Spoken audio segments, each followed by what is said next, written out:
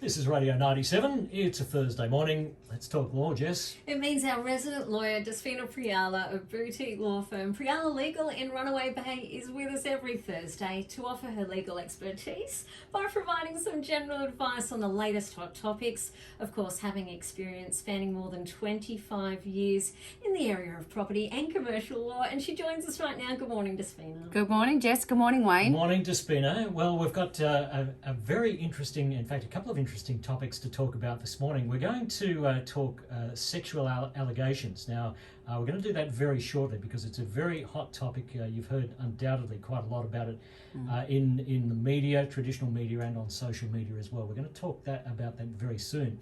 But first, things have certainly changed a lot over the last 30 years when it comes to buying and selling properties. Well, it has on a number of different levels, but for me, predominantly one of the major things that has changed is electronic settlements. So this is something extraordinary that we can do, and we have been doing that in the last few years. And it's something that was never around and never existed back in the 90s when I started in my career and my practice doing property matters for clients. So back in the 90s, we were doing paper settlements as it was then known, and it still is known today as paper settlements, where we didn't have internet, we didn't have email, we rarely used fax. Contracts were exchanged in an original format. We required an original signature, an original witness signature, and it took a while through snail mail where contracts were exchanged on that basis. And then when it came to settlement, of course, bank checks were drawn, the traditional way, of course, which can still happen today, and people had to wait for obviously those checks to clear when they were paid. They say the good old days, but I'm not sure that was such a good old time, was it? Well, no, because, we're advancing all the time with technology, and PEXA is just another way that we've actually been able to advance with the evolution of property, as I call it. And it's another tool that's enabled us to be able to do property settlements in an amazing, extraordinary way. So PEXA is an electronic platform that you can actually do property settlements. And so you don't have to do it in Queensland, but you do in other states. It's optional here. Yes, a lot of states in Australia, New South Wales is one of them, it's mandated where you actually have to do electronic settlements. In Queensland, it's still not mandated. We're still trying to jump on that boat, and a lot of people are resisting the change, unfortunately, as I say, because there are numerous benefits to using PEXA, but we face that in practice every day. So we use PEXA. We've been using it for the better part of 2.5 to 3 years. We've settled numerous matters on PEXA, and we love it because there are so many benefits. So can you be anywhere and upload all the details wherever you are? That's got to be a bonus. That's right. So this is purely to effect a settlement, a change of ownership, and a change of money. So there are a lot of obviously conditions that you have to meet to be able to become a PEXA user and subscriber and to understand all the rules and regulations. But essentially, it is an electronic platform where the exchange of money occurs electronically, and the change of ownership occurs electronically. So we don't, trundle off to a typical bank branch in an afternoon between the hours of 2 and 4, where we have bank checks that we've got to collect and then review to make sure no one's made an error in the payee details or the sum details. And then if we do discover it, we're all running around to try and get that bank check changed before 4 o'clock. So we don't have that anymore using PEXA. So everything is actually checked off and certified well before the settlement time. And you can actually settle at different times through the day. There's no traditional 2 p.m. to 4 p.m. settlement time anymore. So everything's loaded up, everything's checked on the system before you actually settle. So there's really no room for error. And then once you actually do settle, then the vendor gets his money immediately, cleared funds in his bank account. It's amazing. The purchaser becomes the new owner immediately, straight away. Real time. Yes, it's in real time. And the agents, the benefits for the agents, of course, is that they get paid also straight away their commission as cleared funds. So there are benefits all round. Well, these days everything is electronic. Your health records are electronic, your tax records are electronic.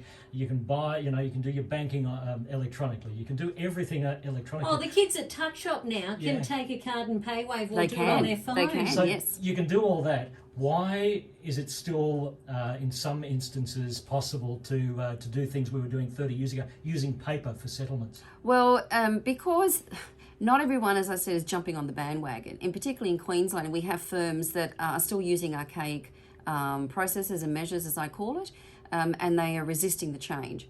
And in my view, if you don't go flow with changes that are good for the profession and good for the clients, you will fall by the wayside, because you have to be able to adapt in these technological times and advancements and changes, etc., that are beneficial to you and your practice and your clients. And if you don't actually jump on that, you will be left behind.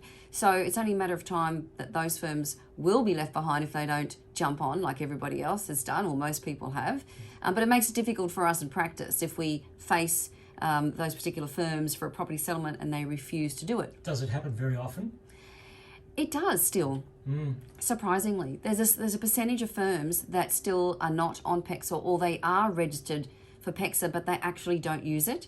I think through COVID, though, last year, there wasn't a tremendous amount of increase in firms that became PEXA users on a daily basis, which was fantastic. And COVID forced that situation to occur because everybody was working remotely, and you couldn't see people. So how were you going to actually affect settlements? So that was good to see, but we still don't have everybody on PEXA. So it does make it difficult.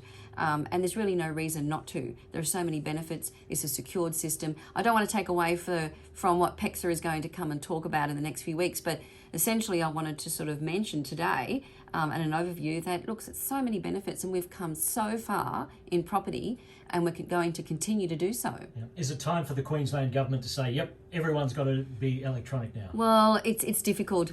It's difficult to do that, and I don't know if the Queensland government will ever do that in Queensland. Queensland's always been a little bit behind, perhaps if I can say, in catching up with the other states.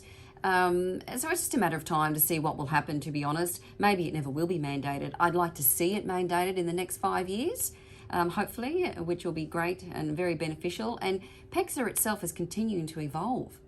So traditionally it's just purchases and sales, but there are other things that are going to be put on PEXA. There's going to be retirement leases, there's going to be retirement transactions, there's going to be other sorts of instruments and transactions that can be affected on this electronic platform.